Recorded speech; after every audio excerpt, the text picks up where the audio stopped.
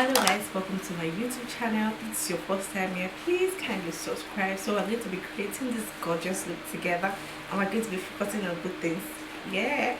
So guys, dive in and let's enjoy.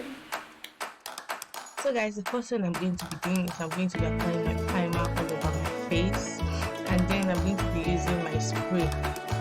I just want to have that matte base before I apply any foundation all over my face, so my makeup will be looking matte and all. So I'll be using this True Matte L'Oreal foundation, so I'll be applying that all over my face. So guys, if you've not subscribed to my channel, please kindly subscribe.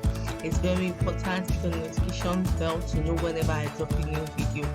So guys, I have tons of other videos on my YouTube channel. If you've not watched it, please go now and watch it.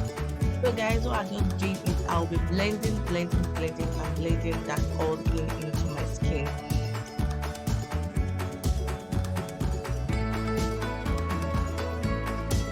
So I'll be using this my Fit Me concealer to highlight my face. I so much love this concealer.